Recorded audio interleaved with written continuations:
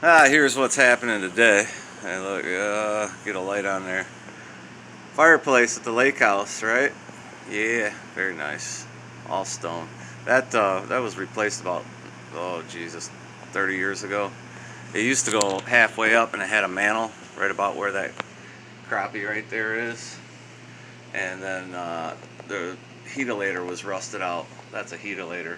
And we had a fire. Fire came through the heatilator and it was burning up the wall. So that's an 18-inch crappie. That's a 37.5-inch pike, 22-inch bass, 23-inch bass, 6 pounds, 5 pounds. I don't know what those weighed, but anyway. So here's the situation, Wally. Over the years, that chimney started leaning pretty fucking bad. You can see it better on the other side. So like I say, when you walk down here, you can really see how that fucker's leaning. And that's just happened over the last 10 years, really. I guess maybe it's gone slowly, but over the last 10 years, it seemed to speed up. So what I did to try to help these guys out, this is FSM, by the way, Foundation Systems of Michigan's doing this work. They're a very reputable company. Dudes that are here seem to really know their shit. So what I did in order to try to help these guys get this thing back in place is I removed the flashing from the chimney. This kind of puts it in perspective. It's about 5.5-inch gap up here at the top. And then we had sprayed some foam insulation in there over the years, so I had to dig all that shit out, which was a pain in the ass. Got it all out though.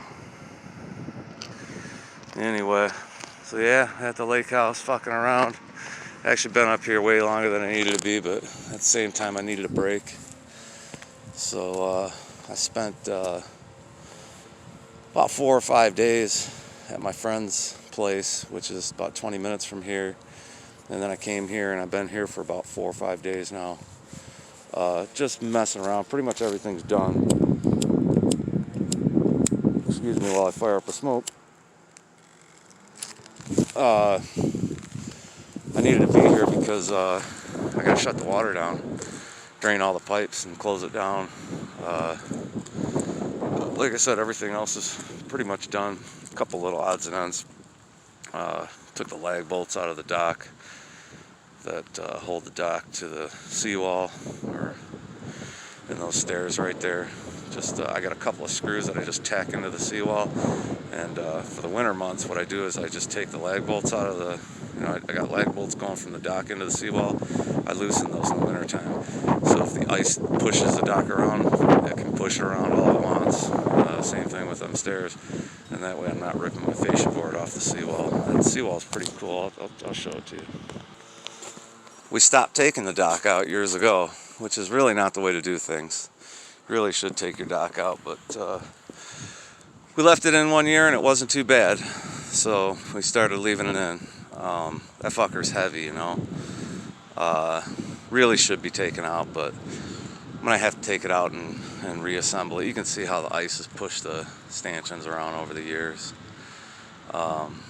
Need to really take the whole thing out, take it apart, build it all back together, and straighten it up. So that's what I'm talking about. There's a fascia board at the seawall. About exactly 10 years ago we had this seawall put in. It's fiberglass marine sheeting instead of steel marine sheeting. It's fiberglass. It goes about 6 foot down into the bottom of the lake, and it works out good.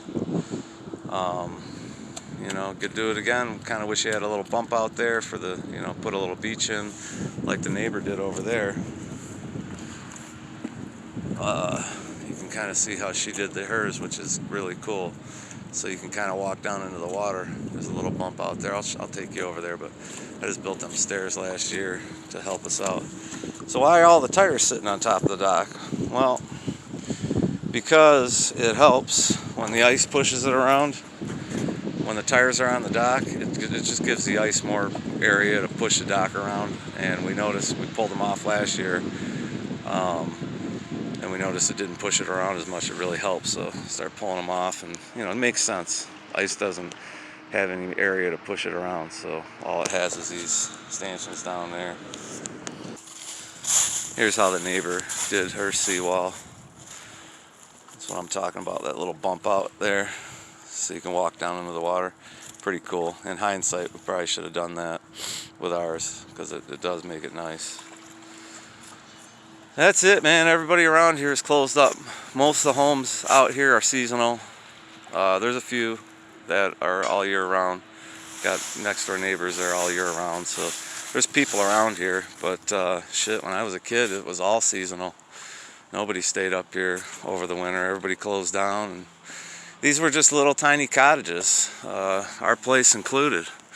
You know, it was a little log cabin, and over the years, grandparents put an addition on it, and all these places have had additions put on them. There's some really nice looking homes that were built in the last 10 years on this lake. I'll have to show you guys the houses sometimes. There's some really, really nice homes. What you're looking out at straight in the center there is an island. That thing was abandoned for years when I was a kid, and somebody bought it. It's got to be 10 acres anyway. It's got 2 houses on it. You know, a same owner.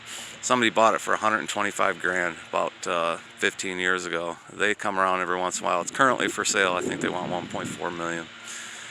But yeah, there was when that place was abandoned, the sheriff's department went in there. I think that it was foreclosed on or something. The people who owned it died. They were in California.